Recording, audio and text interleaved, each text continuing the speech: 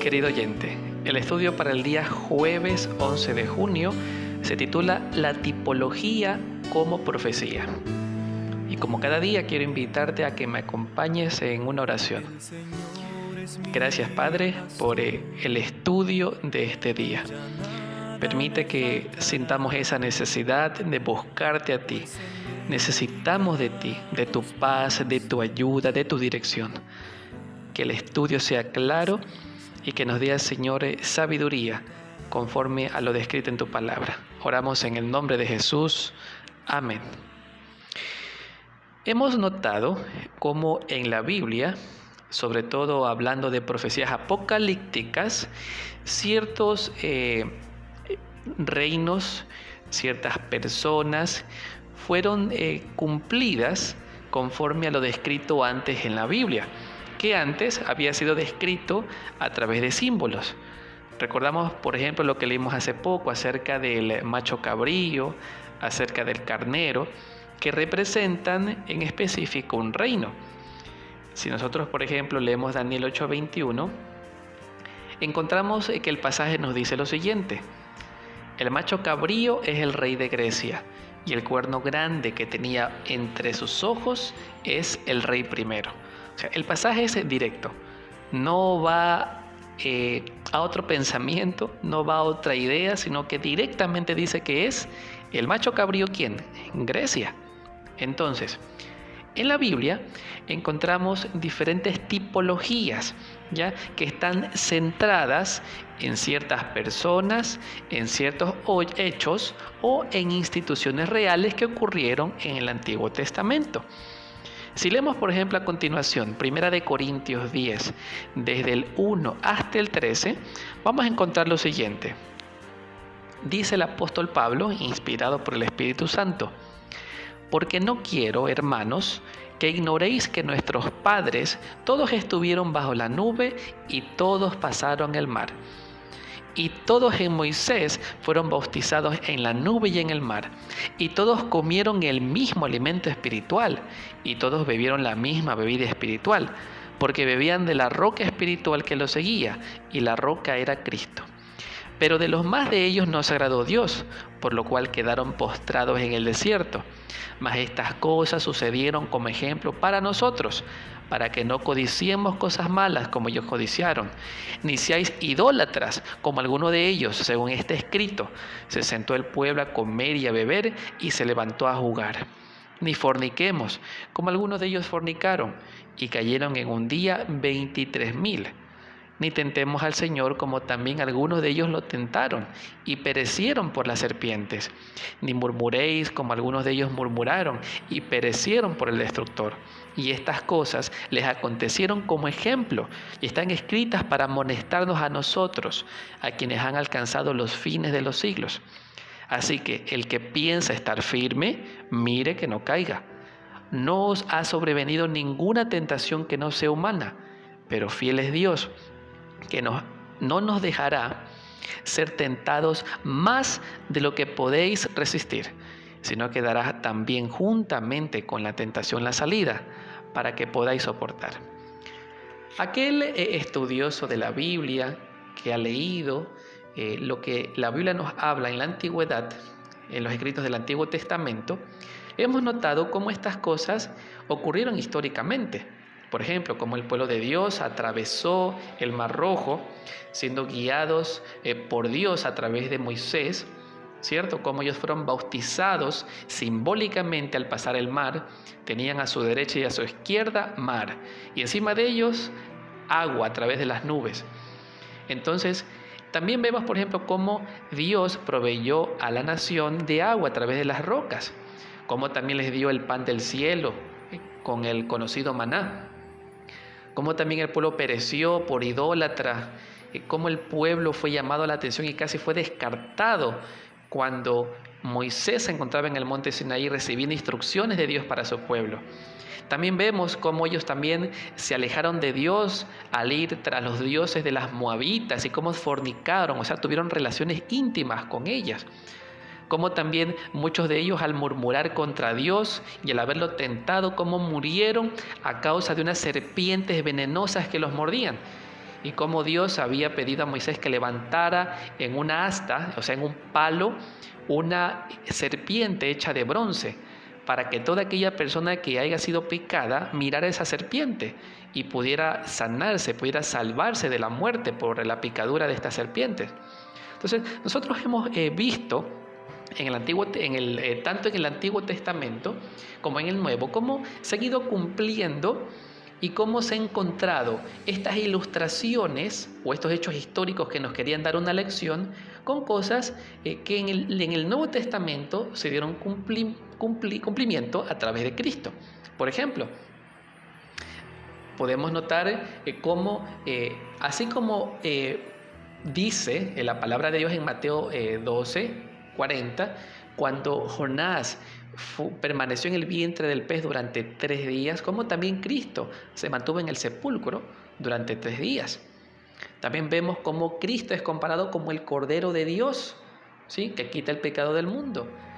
El antitipo, es decir, lo real, se dio cumplimiento en base a lo que ya había sido anunciado antes o a lo que se venía practicando.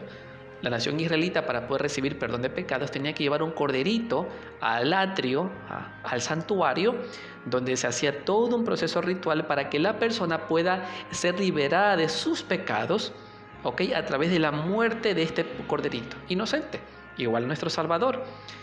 También podemos encontrar en Juan 19 cómo se dice en la Escritura, está registrado que Cristo en su cuerpo no fue roto ninguno de sus huesos, así como Dios también había pedido cuando el pueblo de Israel mataba un corderito y colocó la sangre de este corderito en la puerta y en las columnas para que el destructor no matara a sus primogénitos.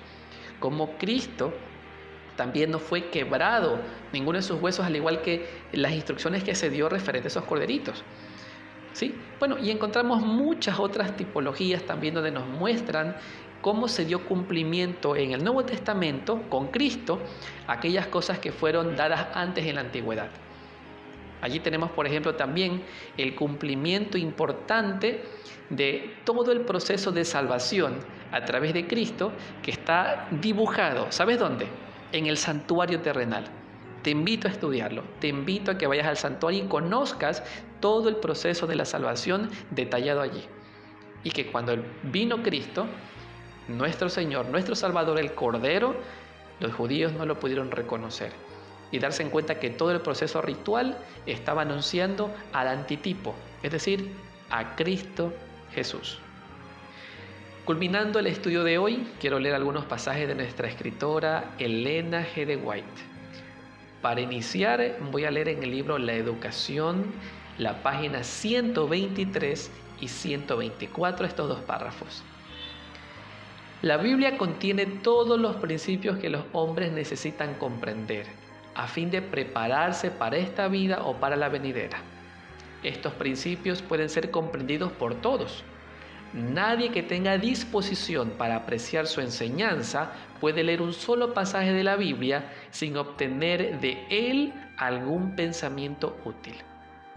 Pero la enseñanza más valiosa de la Biblia no se obtiene por medio de un estudio ocasional o aislado. Su gran sistema de verdad no se presenta de tal manera que pueda descubrirlo en el apresurado o descuidado.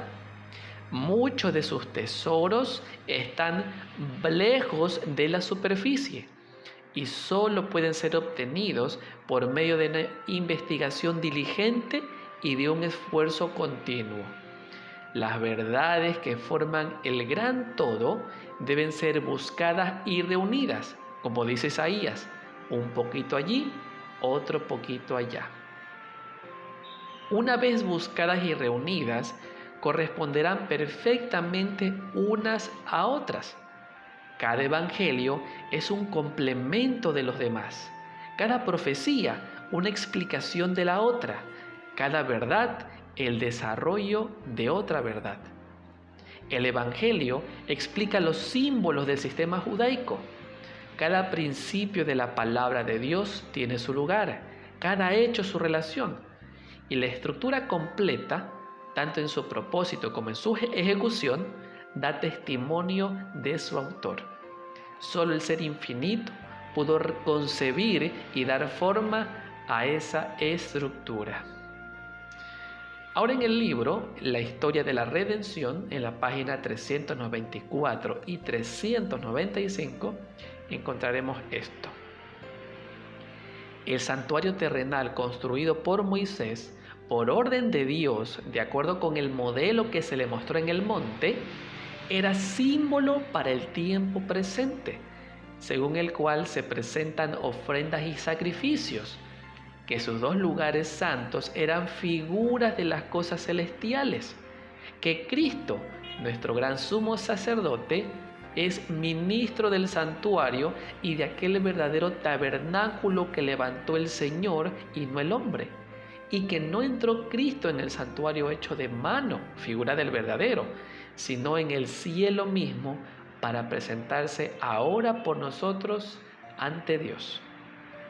Finalmente, en el libro El discurso maestro de Jesucristo, en la página 102, encontramos este párrafo. La ruina de Jerusalén sería símbolo de la ruina final que abrumará al mundo. Las profecías que se cumplieron en parte en la destrucción de Jerusalén se aplican más directamente a los días finales. Estamos ahora en el umbral de acontecimientos grandes y solemnes. Nos espera una crisis como jamás ha presenciado el mundo.